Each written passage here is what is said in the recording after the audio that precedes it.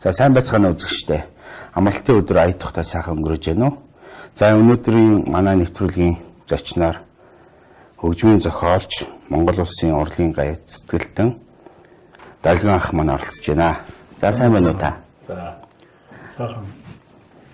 За энэ удаад бид нар Долгион ахыг үзэгчдээ ямар байдлаар танилцуулах гэж байна гэхээр таны хөгжмийн зохиолч Пентатоник Академийн ерөнхийлөгч гэдэг зүйлээр биш, утгаар нь биш. Таныг аялагч гэдэг утгаар нь би таныг урьж оролцуулж байна. За та сүүлийн үед ер нь хаагур аялаад байна. Ер нь аяллыг та юу гэж боддог вэ? Ер нь альва одоо сонирчхан гэж ярил л да.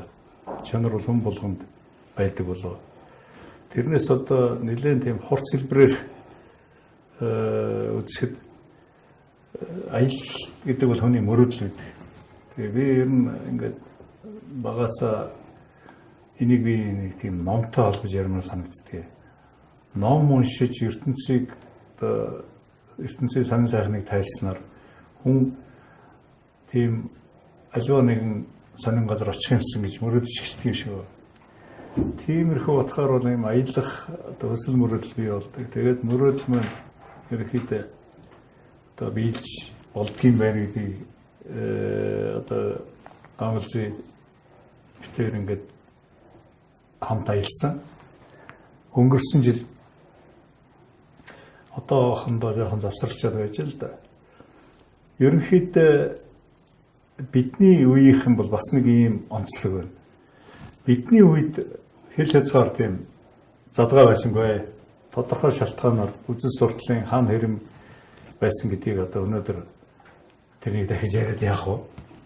Ерөнхийдөө бол гадагшаагаар нь Москва, Бээжин гэж цаашгүй нэг юм л за Бээжин ч сүулдэ хаагдаад тийм ээ.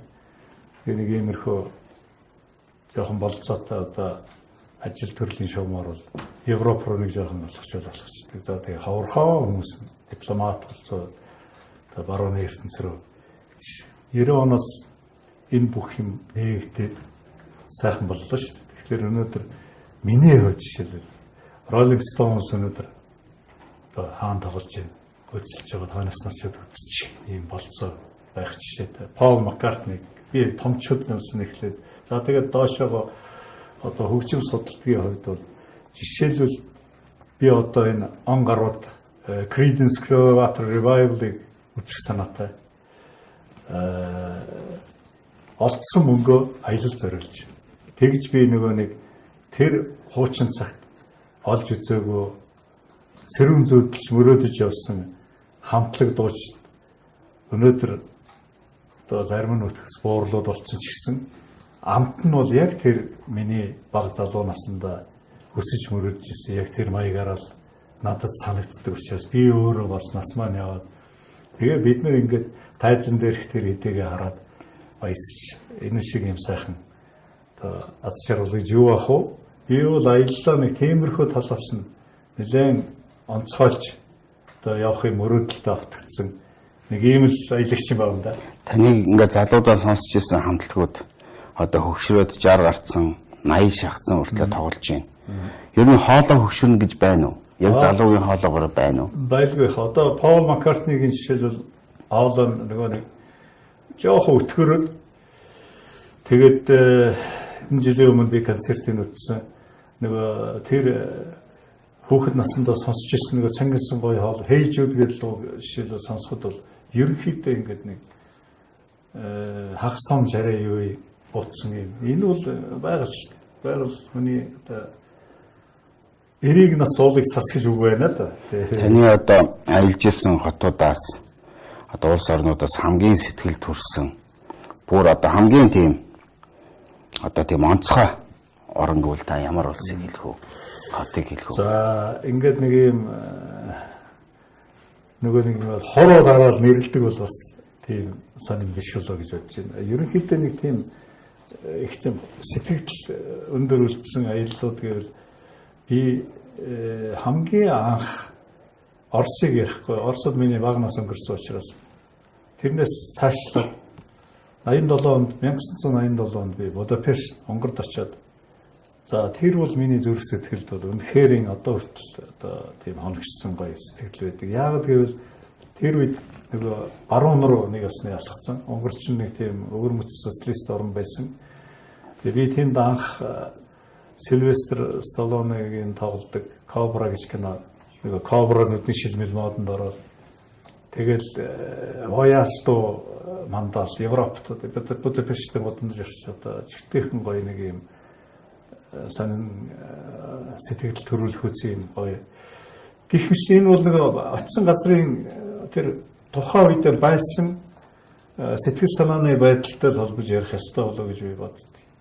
Нөгөө талаар юу бол их гоё санагдсан надад. Сүүлийн үед бол одоо жишээлбэл Жанжаажи тэр нэг аватарын шилэнгүүр шилэнгүүр хэдийгээр би одоо өндөрөө сайж хэцүү тавгүй одоо байсан ч гэсэн нөгөө айхтар тэр үзэгдэлд ороод тэрэнд цохиулаад бас ерөнхийдөө их тийм баланс бариад айдас маань гайгүй дарагдаж тийм гоё сэтгэл төрүүлсэн тийм газар байлаа. Манай монголчууд бол тийш очиж үзэх хэрэгтэй. Тэр аватар киноны одоо фон пейзаж интершн тэнд очиж зургийг аваад дээгүүр нөгөө амтж яваадаа нисгээд ингээ хийсэн тийм газар юм байлаа шүү дээ. Тэгэхээр тэр бол одоо манайхан бас тийшээ явах болцоотой болцсон байна.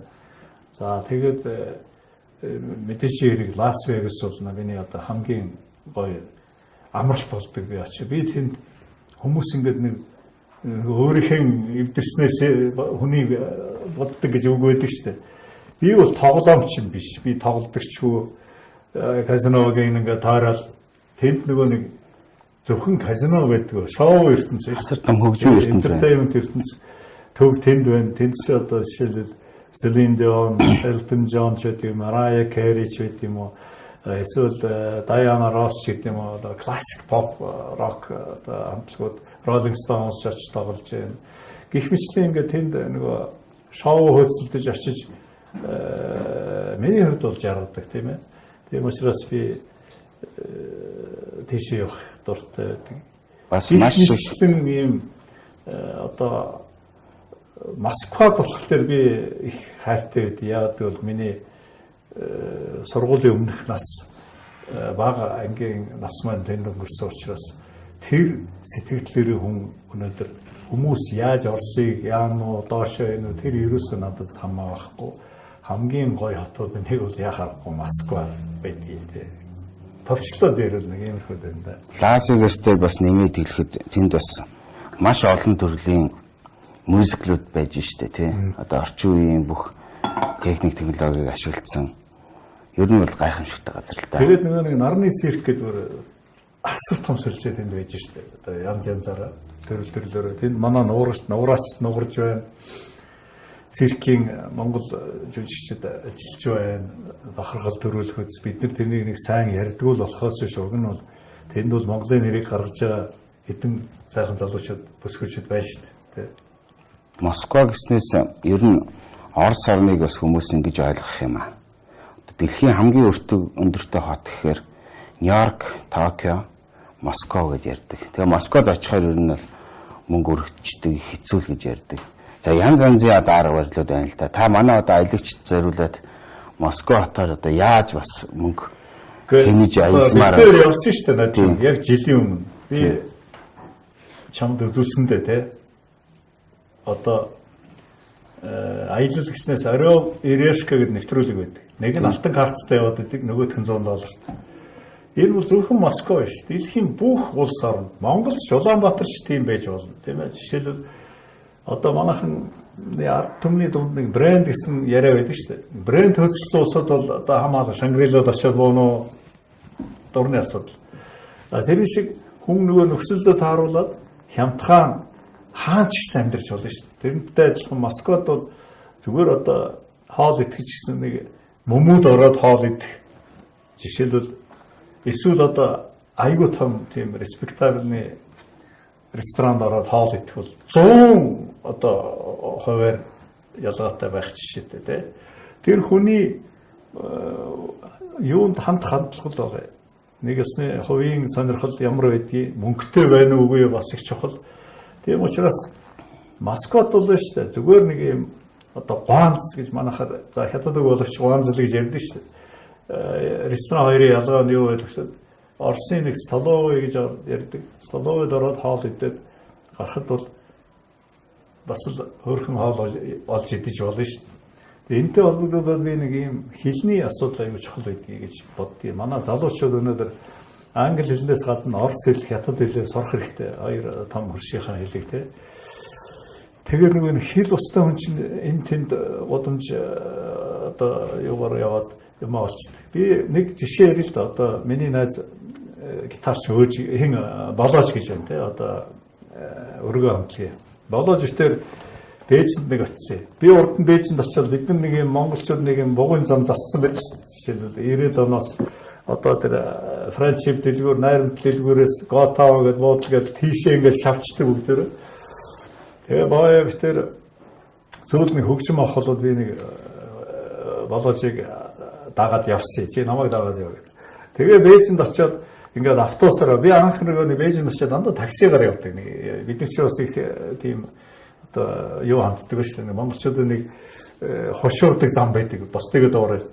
Тэгсэн болоож болохоор шал өөрөөр ингээд яваад байгаа. Ийм нарийнхан годомж энтрээр яваад тэгээ Бээжинд нөгөө хөгжмийн зах энэ төр гэж надад үзүүлээл тэгэл автобусанд ороод Бээжингийн автобусанд анх удаа орж байгаа.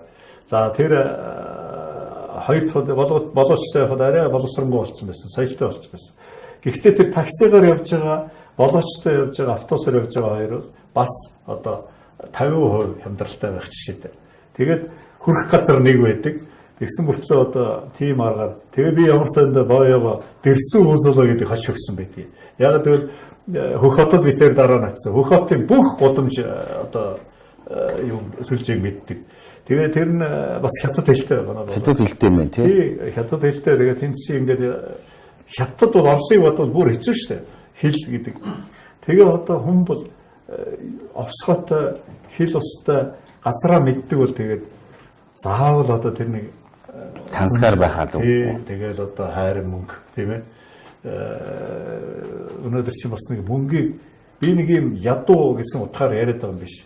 Мөнгө бол байж болно. Тэгтээ нэг тийм одоо зохистой зарцуулдаг соёл монголчуудад бас жоохон батлаад идэв шиг санагддаг. Айгүй одоо нэг брэнд хөдөлтөл тэгэл нэг том занхаасан том жипнүүд унаал хаяа Улаанбаатарын гудамж ямар хэрэгтэй те. Уг нь бол тээврийн хэрэгсэн шүү дээ. Тэр шиг ингээд жишээлбэл нийтийн тээврээр явдаг соёл одоо жишээлбэл тэр шиг альтаахан гэрийн хоол ичдэг жижигхэн хоолны газар Москвад бол зөндөө бай. Би бол тантай 100% санал нийлж байна. Одоо ялангуяа би бол Лас Вегаст явахдаа бас нэг актер өндөр үнэтэй буудлаа ш нэг 20-30 долларын буудалд орчдөг. Тэгээд тэр актер нэг Зуманити шоу, шоу дээр бол би бараг 4-5 шоунууд үзсэн. Тэгэхээр тэр шоу үзсэн мөнгөө бол бид нар бол одоо ингээд өөрсдөөс харамлал одоо идэж явахдаа зөндөл зарцуулдаг шүү дээ. Тэгэхэд одоо бидний үзсэн харсан юм бол алга болчихгүй хүнд эргээд ярихад ямар гоё байдг үлээ. Одоо жишээлбэл би Венецид ихэд нэлээд хотын зах руугаа хямдхан буугаал сүүлдээ бид нар чи Вивальдигийн концерт үзчихсэн шүү дээ. Нэг хүний 90 евро гэдэг чинь. Бараг одоо 300,000 төгрөгөөр. Тэгэхэд одоо бол сэтгэл санаанд одоо үлдсэн хамгийн гол дурсамж бол тэр концерт л үлддэг юм байл. Ер нь одоо тахт. Яг түрүү миний ярьсантайгаар нэг юм яригдчихэв. Энд нэг хүмүүс ингэж боддог байж бодож байгаа саяны яриаг сонсоо. Гэхдээ энэ одоо тийм мөнгө байхад ер нь ямар хамаатай гэсэн үг. Би тэр утгаар яриаг биш. Тэр бол хүний хувийн одоо бэлбэнчингийн асуудал бол хувийн асуудал. Тэр яа нөө лаага идэх нөө луунгаа идэх нөө гэдэг шиг.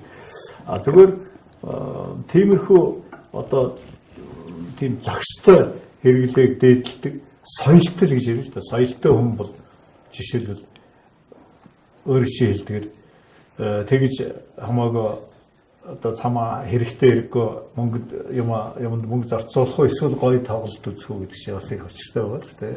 Эсвэл том музейд орж нэг музей үзэх үү гэдэг утгаар бол битэр бол санал нийлж байна. Долгиах битэрийн хувьд бол өнгөрсөн жилийн Москва, Санкт-Петербургаар аялаад нийтдээ 6 нэвтрүүлэг хийсэн. Тэгээ үзэгчтэй бас Яагаад бас дойлийнхыг өрсөн юм бэ гэхээр бид тэр одоо эх 7 хоногоос UBS телевиз, үлзий телевизээс нэвтрүүлгээс эргэж үзэгчтэй гаргах гэж байна. Маш олон одоо үзэгчид хүмүүс одоо годомжинтай хараад Оросынхаа нэвтрүүлгийг гаргаач.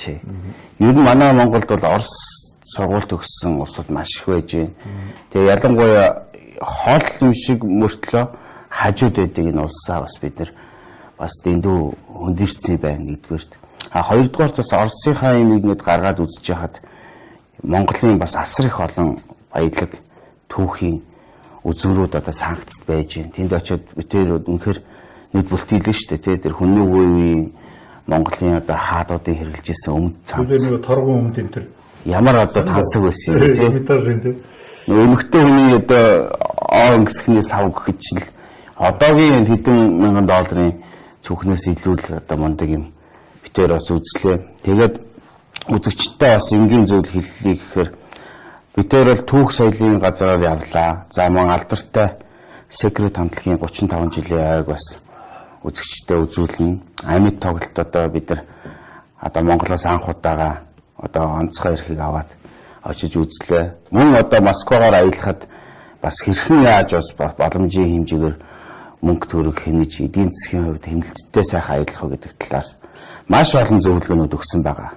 За тэгээд битэрийн бас нэг гайхалтай очсон зүйл бүр сэтгэл доглуулсан зүйл юу вэ гэхээр Монгол морныхаа хөшөөн дээр очлаа. Үнэхээр бас л одоо Оросын ард түмний хувьд монголчуудын дэлхийн 2 дугаар дайнд бас түүхэн гавьяа байгуулсан тэр цогцлогыг үзээд бол үнэхээр сэтгэл үнэхээр хөдөлж исэн.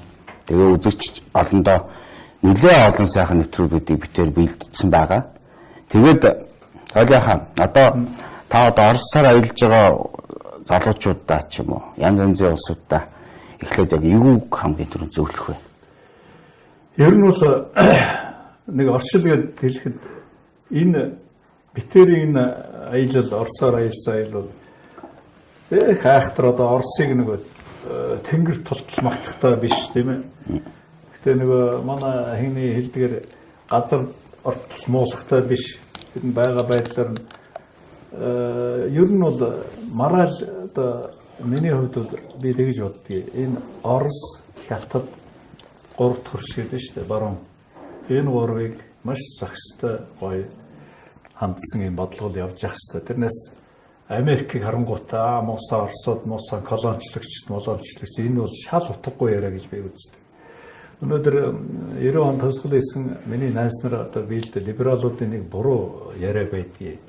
Ингээд Оросын колоничлалаас арай гэж нэг юм салаад малаад яг түүхийг үзээд байхад бас айхтар одоо манай төрийн бодлогч гэсэн их зөв явж исэн байдаг байхгүй одоо ингээд хоёр тийшээ хоёр том юуны донд орчоод тийм гоё залчин ухаалаг бодлого явах хэрэгтэй. Тийм тэрнээс биш одоо нэгийг хараад нөгөөтхийг доромжлол готаагаал мосоо хучаана мосоо Оросын колоничлын тэр энэ бол соёлгүй л асуудал байгаа. Тэгэхээр битэрийн аяллаа гол зорилго бол ийм соёлтой хандаач юм л те. Гоё юм ин олж хараач. Заавал одоо нэг мосоо Оросоо тэгээд мосоо хучаанаар гэл хамгийн муухай юм түүж олж хөөцөлдөд байдаг. Энийг л бити одоо хөөцөлдөж өөр үзэх харах зөндөө гоё юмнууд байна тийм ээ. Орос бол агуу тий одоо соёл урлагаар би гам үлзээ маань анхны удаа Орос одоо Москва, Санкт-Петербургт очсон болохоор би нэг тийм нэг ясны залуу амттай бас ингээд нэг аль болохоор юу талаас нь харуулъя гэж хичээсэн маань энэ шүү дээ. Тэгээ битэр ерөнхийдөө их гоё гар нийлээд тэгээд 6 хоног дотор агуу том хоёр дэлхийн хэмжээний хоёр хотыг бол хийн гэдэг бол нэвтрүүлэг хийх бол бас хэцүү. A учраас цэнэгээрээ одоо бас Орос найз нарын ачаар тэнд байдаг төмөр замынхны ачаар одоо бид нарыг ингэж дэмжиж. Тэгээ би юу хэлэх гэсэн гэхлээр өнөөдөр Оростой холбоотой хитэн дээдх үеэ бид нар хайрлж хөндлөдөг байх хэрэгтэй. Аав ээж нар маань, эмээ өвөө нар маань одоо Оросд ингээд зөвлөлтөд тэр менталистэр амьдэрсэн улсууд чи өнөөдөр тэрний наваач алгутаагаал элдв янзаар ингээл яагаад тахсар чи бас бид нар бас өвгдөөц аав ээжнэрийн дурсгалыг бас бодох хэрэгтэй шүү дээ биз. Тэгээд нэг юм юу хандъя гэдэг л утгаар одоо өнөөдөр Орос ямар болчиход байгаа юм бэ? Тэгээд галт тэргээр явуулаа нөгөө нэг Москвагаас Улаанбаатар хүртэл тэр өчнөө олон үеийн оюутан залуучууд нааш цаашаа явж ямар байлаа, өнөөдөр ямар болчиход байгаа тийм ээ. Тэгэхээр битэр бол бас боддгийг ер нь бол энэ хоёр том хотоос гадна одоо наашаад Ирхүү, Екатеринбург, Тюмень энэ төргээл бас яг Оросыг бол өнөөдөр Орос бол айгүй өтөхгүй мó одоо хөгжил мөгжил нь ятсан гэсэн яриа байдаг.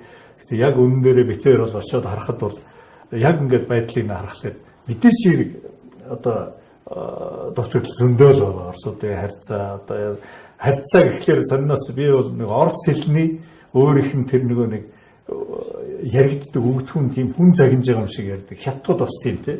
Тэрийг бид нар ингээд өөр дээр айгүй хурцаар тусгаж аваад энэ одоо намайг дээрлэхэд доромжлоод загнаад байна гэдэг.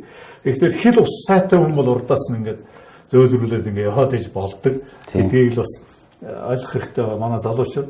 Тийм учраас би бодож байгаа нь ингээд хэл мэл дээр дандаа юунаас болоод ингээд хачин болоод байдаг. Мэдээж хэрэг цааталт нь одоо хойдлын төмөр замын хэл дээр бол зах хязгаар гэдэг Москва бол анхаарлаа жоохон дутуу тавьдаг нь харагддаг. Гэхдээ тэрнийг бид нар аль болохоор гоё технологийн дэвшлиг тавиач тэнд хэрэглүүлээч. Тэгэхгүй нүүнд жаваачрлоо дараал мараал нь болохгүй хэрүүл мэрүүл их гараад байна гэж энийг одоо яаж зохицуулах ёстой гэдгийг жоохон ч гэсэн хувь нэмэр оруулъя. Тийм учраас энэ хүн хүнтэйгээ харьцдаг энэ асуудал их чухал байна. Тэгээд би анх тутам явж байгаа Орос руу явж байгаа бол бити цочирдож ер нь эвтэйхэн яриад байвал бас ярьж болдго юм аа Оросууд ч тийм. Ерөнхийдөө нэг тийм яг үндэс нь бол нэг тийм айгүй муухай хүмүүстээ үндэстэн биш. Их нөхөрсөг хүмүүс шүү дээ Оросууд чи. Айгүй нэг 100 г тавиас суухт бол дороо хайлдаг. Би Орос хүүхнүүдийг ингээд муухай ажиллаад их тэргүй ийм гоё бүсгүй хийж өөрөө яагаад ингээд муухай ажиллаад ихтэй хацар нь улаагаал ягаараа ингээд хайлчдаг. Ерөөсөө их амархан шүү дээ. Их мэтлэн энэ бол ард түмнүүдийн хоорондын харьцаанаас гадна төрийн бодлого ч гэсэн юм л байх хэрэгтэй. Тэгэхгүй бол ингээд та нар муусай юмнууд бид нарыг одоо 70 жил оромжилсан гээл ингээд нэг юм дуулаад нэг үлийг болсон дуулаад ихлээр бас тэр болгон хүлээж авахгүй шүү. Их гүрэн бол их гүрэн тийм биз. Нэг ийм юм хэлмээр санагдаад байт. Тэгээд урдах зөвштэй ч ялгаагүй. Би ч гэсэн одоо бүр тэгэж бодд юм аа. Би Нью-Йорк 3 удаа явцсан. Москва ерөөсөө явж үзээгүй. Парис, Европоор нэлээд тэнцсэн. Тэгээ өнгөрсөн жил ерөнхийдөө Москваг нэг тэгж одоо голоод байсан даа биш. Ерөнхийдөө явах нөхцөл болцоо гэж бас тэгж таарж агаад. Тэгээ ерөнхийдөө Москваг үзээд бол би үнэхээр надад бол миний одоо аялсан хотуудаас хамгийн сайхан бүр топ 5 хотын одоо нэгд бие оруулж боддог. Энэ нэг ийм юм байгаа бол төрөн би нэг сэтгэл санааны байдал гэдэг их чухал. Одоо бол модлон битээр явахд бол тэр битээрийг тойрсон орчин тэр бүхэн битээрийг тав тавтай байлгалаа шүү дээ. Өөрөөр хэлбэл нэг тийм юу руу орсонгүй нэг экстрим нөхцөл рүү ороогүй. Орос найзууд хүлээж авлаа. Орос найзууд хүлээж аваад тэгээд одоо секрет шин агуу том хамтлаг тэгээд тэр нэг зангараг найз нар тэр ингээл биднэрд нэг хаялга тэр бол бас нэг өөр төвшөнд явсан тал биш шүү. Гэтэ яг нэмэгүй хэлэхэд бол тийм нөгөө экстрим одоо тийм ерөнхийдөө Оросд бол энэ багууд нь л өмөлдөг. Нэг баг ястан гэж ярьдаг шүү дээ. Тийм нэг юм хөлсний ажилчин болсон. Тэд нар амьдралдаа одоо тэр болгон амжилтанд хүрдгүү. Тэгээ нэг юм боож өгөх гэсэн ядарсан, туйлдсан арт түмчин дандаа уур уцаартай байдаг. Тэгээл тэнд ингээд голцож анзаарсан мэт таксины жолооч нар дандаа тийм өөр үндэс. Дандаа Оросудаа муулсан тийм. Далайхаа хоёулангийн үзэгчтэй зориулаад байна шүү дээ. Одоо битээр бас Орос руу нэвтрүүлэг хийсэндээ зориулаад бас нэг 2-3 минутын нэг хөрхэн клип хийсэн юм аа. Тэгээ тэр клипээ ер нь одоо ингээ үзүүлдэг юм уу? Манай техник найруулагч клип билнэ. За одоо ингээд клипээ үзэгч таах. Хөгжлийн зурсарлага. Тэр 2 минут.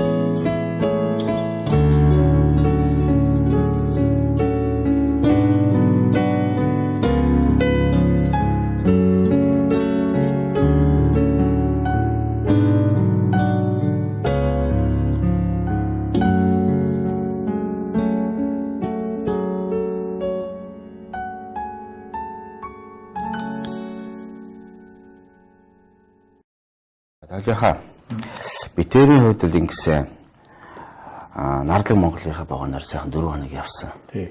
Тэгээ үнэхээр бас нэг хуучин спонсор нөхдүүд бас магтмаар санагдаад байна. Яагаад тэгэхээр бид тэр анхнаас ярьжсэн шүү дээ 4 хоногийг яаж одоо өнгөрөөнө гэж хэлжсэн. Би тэр нөгөө галт тэргэнд ороод гоё нээлт хийсэн шүү дээ. Тий. Манай Монголын галт тэрэг ямар гоё болсон юм.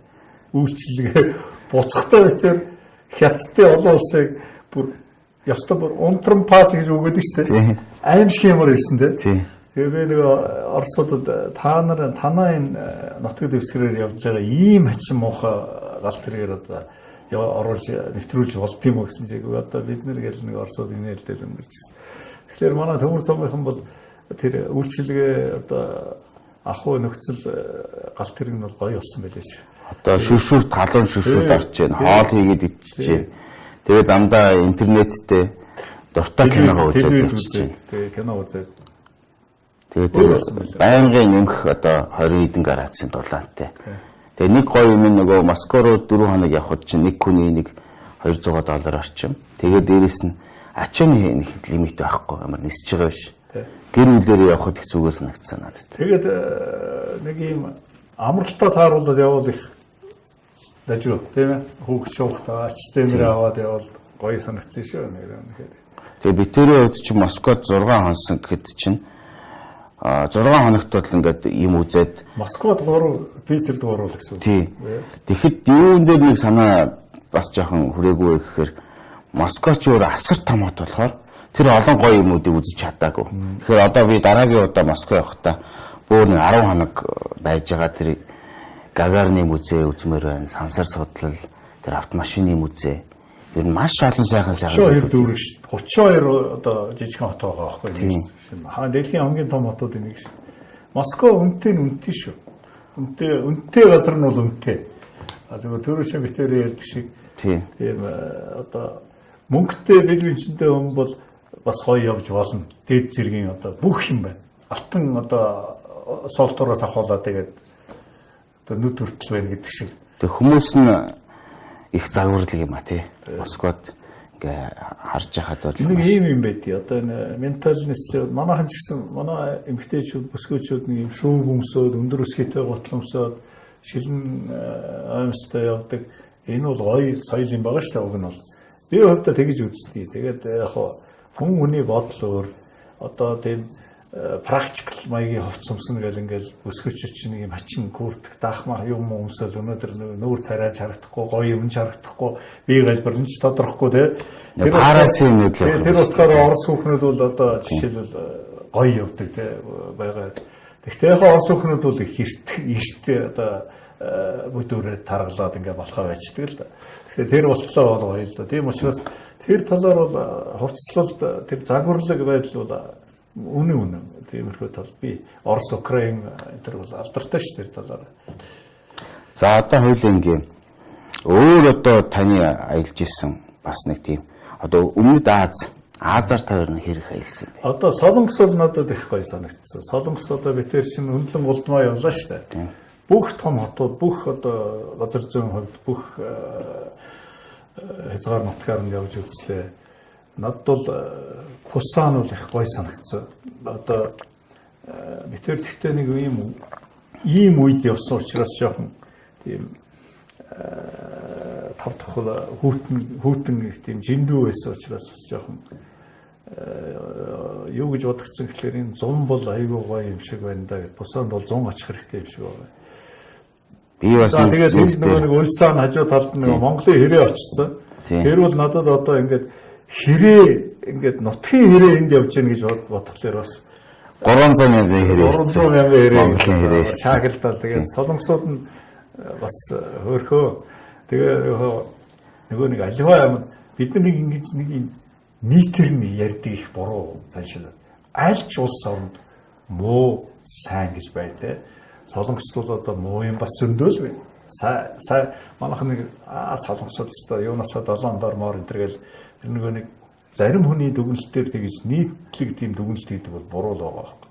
Би тэр явхад бол дандаа сайхан солонгосчууд даарсан юм. Дандаа юм одоо их Монголд их хэлэхтэй Тэгэл танаа хэрээнүүд ч бид нар ингээд бас ингээ хооллоод байх хугацаанд ингээл сайхан л ярианы хувьд бол нэг тийм сонин юм ярьж байгаа боловч цаад утгаараа чинь бас нэг ард түмнүүдийг холбосон нэг тийм утас явж штэ тий.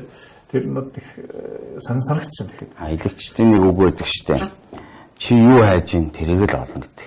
Одоо хоёулаа жишээлбэл тэнд очиод нэг муу мухай юмыг харыг бол муу мухай юм нь олоод орчихно. Тийм.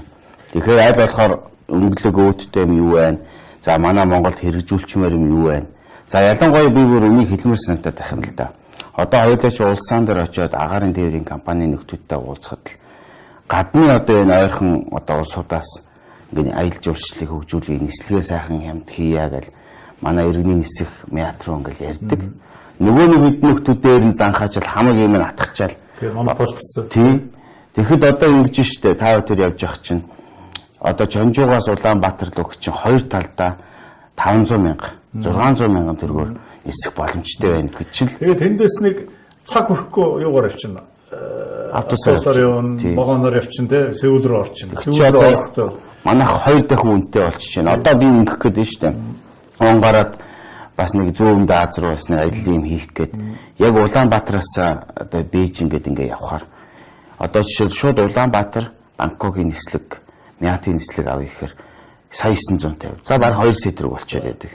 Тэгэхээр яг хотын зах хотууд руугаа хөх хот Ирээн рүү яваад цаашаа дамжиж явхаар сая 200 мянган төгрөг. Бүхлөд нь 800 мянган төгрөг хэмнэх гээд байдаг. Гэтэл бид нар чинь шалгав гэж одоо Ангараа гээд шинэ нисэх нэгтсэн байна. Эрхүүдээр юм уу улаан үдэд буугаад цаашаа онгоцоор нисэх. Маш хямдхан. Хоёр дахин хямдхан. Тэгээд нөхдүүд болохоор солонгос нөхдүүд болохоор монголчуудаа ингээд гой нислэг хийя, ингээ янз янз юмнуудыг хийя гэдэг. Тэгэхээр нөхдүүд ингээд баахан хууль дээр юм яаж ингэж явсаар байж байгаад мэдээж одоо процедур ингээд явж байгаа мөртлөө тэр үйл явц нь албаар тэднийг ингээ хамгаалч юм шиг байна. Тэгэл 3 сард нэг удаагийн чартер нислэг, 2 сард нэг удаагийн чартер нислэг. Тэр чинь байнга явж тэр чинь нислэг хямдрах хэрэгтэй байхгүй. Тэгвэл байнга байлгах тийм нөхцөлийн дээрээс хаачаад идэг юм шиг байна. За тэгээд дээрээс бас яаж ирэхээр сод Монголынхын чинь одоо дэлхийн зах зээлийн үнээс 60% үнэтэй бензин шахчдаг байлаа шүү дээ нөхдүүд. Тэгээ хоёр нааны нөхдүүд чинь дээшээ гараад ирэхээр нөгөө хоёулаа таартай идэж явцдаг. Тэрийг уулах хүсэл байхгүй. Тэрний төлөө алдсан болоод шүү дээ. Харин улс төр гэж ярих юм бол одоо бид тэр чи аялал ярьж ирсэн гин та одоо нэг хүн амтнараа дайраад байгаа биш. Энийн цаана одоо ард иргэд бид нар охирж байна. Ийм өчгтэй байхгүй. Энэ тэнд ингээд явхлаар нэг илүү гарцсан улсууд байна шүү дээ. Чи нэглүү тийм хүн аливаа хүний ертөнц бол ийм атаархал дээр байдаг тий. Атаархал нь хар байна уу, цагаан байна уу, янз янз. Тэгээ ингээд жишээлбэл солонгос явж байгаа л харахад бол одоо биднээс үндсэндээ хойно бас систем шүү дээ. Тэгэхэд ямар болгож байна бид нар тий. Тэр хинээс болоод байгаа юм. Удирдлагаас болоод. Тэгэхээр чи эднэрт одоо боож өглөө байх юм тий. Энэ нэг юм жонхорсон юм удирдлагатай тэгээ хоорондоо мөнгө улаацалтал одоо тэгээ сүүлд нэг хулгай зэлгийн хамаг юм тийм тэрний хооронд өөр юм зарцуулж явах хэрэгтэй мөнгөнүүд. Сая би бүр судлаа. Бүр инээ төрмөр үнүүд байна. Одоо жишээлбэл Бангкокоос Янгон руу одоо бараг 1000 км хоёр талдаа нислэг 120 мянган төгрөг. Монгол төгрөг. Нэг талдаа 60 мянга, нөгөө талдаа 60 мянга. За Вьетнамын жишээлбэл Вьетнамын бас Бирм руу юу? Бирм, Рангун тий. Янгон. Тий. Тэгээд Бирм биш. Нөгөө юу байхгүй. А би андуураад байна. Рангун биш. Юуны яг нөгөө юу штэ. Янгон би одоохон санахаараа хэлнэ. За.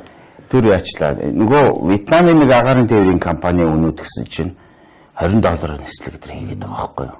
Ерөөсөө тэр онгоц нь ерөөсөө байнга хүнтэй. Тэгэл 2 цаг болоод нислэг. Асар том юм проблем байгаа байхгүй Монголд. Одоо Монголын энэ нэг тээвэрлэлтийн үн тариф л буух хэрэгтэй. Тэгвэл тэгэл манайх руу сая жуулч Мянмар байхгүй юу? Тий. Мянмар харин сая жуулчин бол юу ч биш. Одоо жишээлбэл одоо битэр солонгост очиод Чэжүүд санаж байна уу? Чэжүүгийн аялал одоо ингээд нэг юм хуучны гэхдээ тэр нэг байж байгаа гэр орон тэр солонгосын орон жинтер нь бол нэг юм сонирхол юм байгаа шүү. Тэгвэл музей болгоц тийм ээ. Тэр гэртээ та нарын гэр дотроо одоо юугаа тавина уу, Япон телевизэр тавина уу, Орос яваа тэр хамаагүй. Гадна талдаа манай нөгөө уламжлалыг харуулсан хуучнараа байж байгаа. Бид нар тэгт улс та нар хүүхдийн чинь сургуулийн зардал өнгөдөр тооцъё. Одоо тэр нэг татварууд дээр чинь өнгөлийг нэг бодлогоор хийж байна. Тэгэхээр манайд өнөөдөр тэр юуны агаарын тээврийнх нь үнэн буурчвал мал ахгүй шүү дээ. Ахгүй. Одоо хөдөөний ард түмний одоо нүүдэлчин иргэншлийн өнөөдөр дэлхийд ховор тийм нөхцөлд байгаа улс ард түмэн чинь монголчууд шүү дээ. Хотын соёл гэж байж хөдөөний асар том иргэншлийн одоо түүхэн уламжлал соёл байж. Тэр соёл бол нэг ёсны аялал жуулчлалын объект байхгүй. Маш том одоо юм байна. Малчин өөрөө одоо тэр солонгосын юу шиг те өөр харж үзэл за гоё жуулчдын юу болгочихоо одоо яма хон одоо хариулж малж байгаас сахуулаад гадны жуулчин ирээд шүлсэн гоожл явдаг. Жишээлбэл тэгээд бас нэг юм байсан шүү дээ. Хоёулаа Окинавад явж байхад яг Окинава ч бас ингээ харахад жижиг юм шиг мөртлөө маш том. Тэгээ хамгийн хотынхаа зах руугаа нэх гоё газар байлаа шүү дээ. Яг хотынхаа зах дээр яг Манхэттен шиг гоё байшингууд бариад тэгээ тэнцэнэ зөвхөн жуулчид оруулдаг хэсэг болгоцсон. Тэгэхэд тэр ямар учиртай вэ гэхээр нөгөө шиний гудамж чинь яг тэнд ачин гоё хийж байгаа. Тэгэхэд хотын одоо энэ бөглөрл төвлөрөл гэдэг юм чинь хөрхөн сааруулад байна шүү дээ тэд тэр. Бид нар одоо жишээлбэл заавал жуулчдыг мэдээж энэ хотынхаа төвөөр явах нь яваг хотынхаа зах руугаас гоё юм хиймээр байгаа. Тэгээ одоо Окинава санаж байна уу? Шүний гудамж гэдэг ингээ гудамж байлаа гэж бодъё. Одоо манай энэ гудамж гэж бодъё л да. Тэгээ ингээ салаагаад коридор шиг юм урт. Тийм. Салаа гудамжинд хийсэн. Тэнд нь ингээ хөдөлтөө. Тийм ээ. Тэгээ нөгөө нэг шүний гудамж руу очисон хүн чинь өлсөн цанган тэнд нөгөө нэг бүх хоолмол манайх цаавчаад ийм зүгээр нэг юм гудамж хийсэн. Машин салаалж чадахгүй нэг юм доторлууд байна ш. Тэгэхээр тэрний чи хараад ингээл одоо чи тэр ингээл сэтгэл санаагаар унаал те. Тэгэл нөгөө нэг атаархал хөдлөөл тэгээ нөгөө нэрвтэл бас хараад эхлэв шүү дээ. Тэгэхээр энэ нэг хитэн арчаагүй юмнууд арчаатай байсан бол юу гэж ингэж бид нар ингэж эдний доор орж явах гэдэг шүү дээ. Хоёрдугаар би манай залуучуудад нэг юм их хатуу тэр битүүрийн аяллаас нэг болсон явдал байдгийг. Ингээд нэг жуулчны автобусанд явдаг Монгол групп. За тэгээд нэг солонгосын нэг гайд нэг бацаан гэж ярьж шүү дээ. Охоо хөхт. Тэгээд нөгөө чинь ингээл айгүй муухай ааштай ингээл загнаал нөгөө монголчуудыг хараад зөвхөөл ингээл харахад айгүй муухай ингээл бүр үнэн нэг гутмаар. Тэгээ би санаж байна тэслэггүй сөөлд за залуучуудаа би та нарт нэг юм хэлвэл та нар үлээж авах уу яах вэ гэд би хэлээгүй.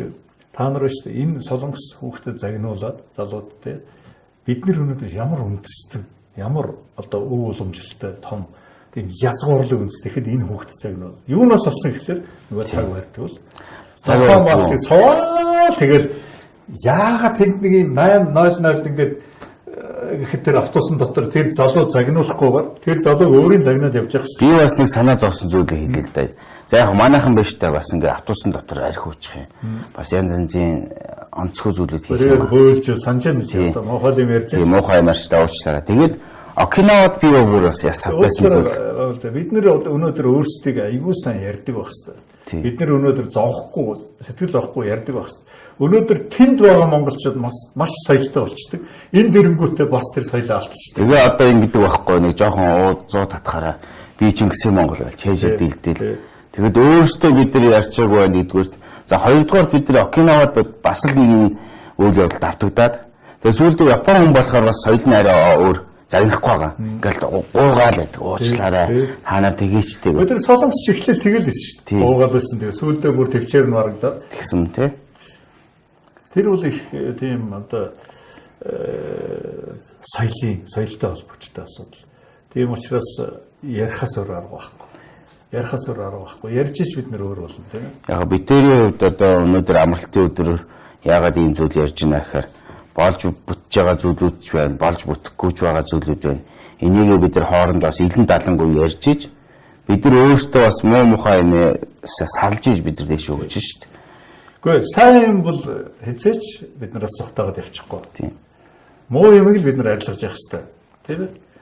Тэгэл одоо өөрсдөө магтаал аюу муухай хосрогдох нь байна шүү дээ. Одоо тий одоо энэ хятад юу болж байна?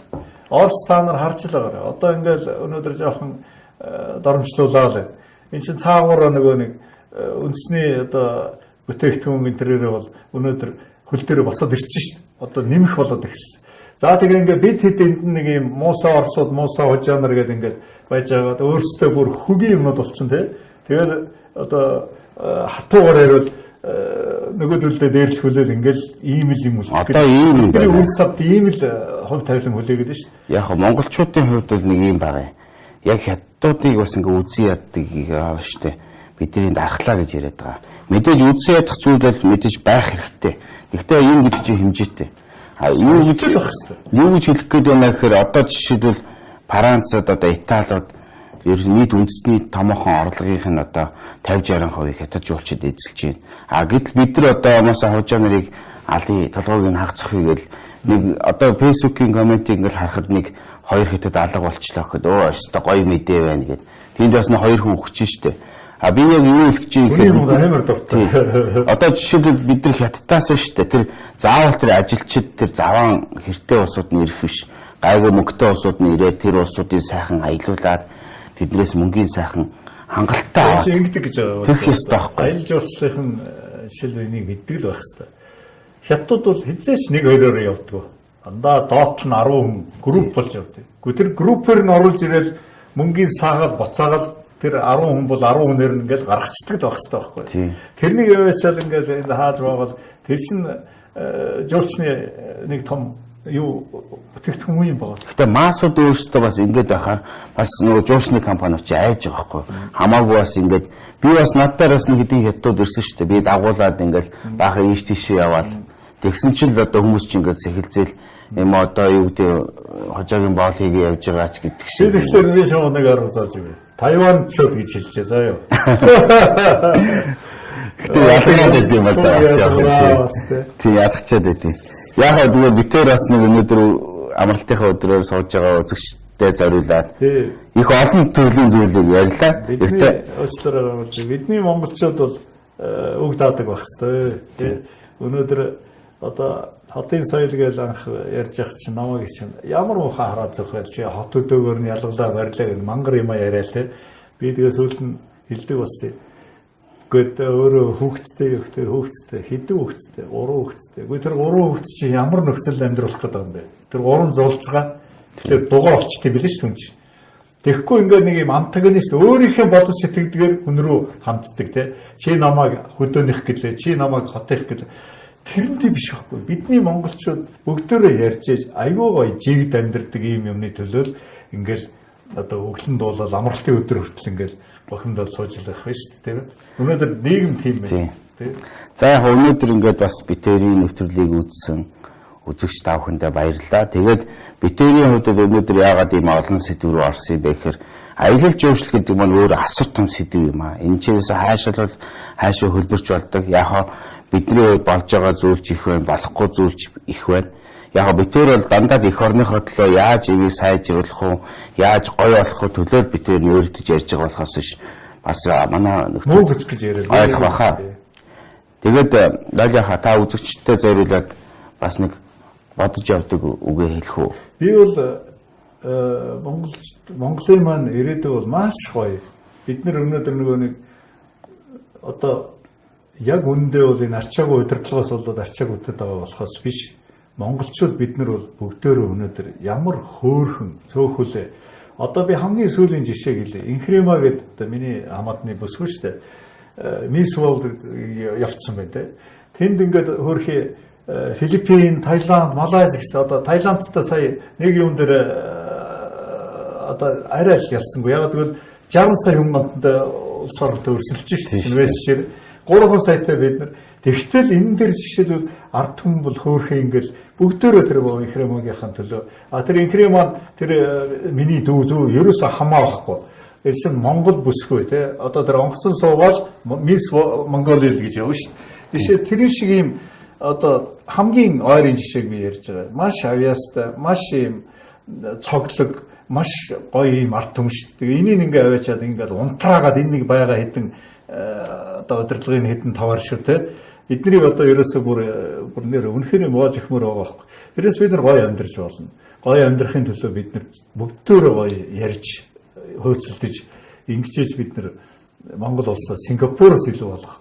Энэний төлөө л одоо үзээд нь штэ Монгол. За Ерөөл Батар шиг. Тэгээд үзэгчтэй зориулаад одоо эх 7 хоногоос битэрийн аялсан аяллаа нэвтрүүлгүүд ингээд гарах болно. Та бүхэн UBS болон Ulzi TV-зэр нэвтрүүлгээ үзээрэй. Тэгээд нэвтрүүлгээ ингээд өнөөдрийнхээ ярьцлага төгсгөөд үзэгчтэй хоёулаа нэг сайхан ая сонсгоё да.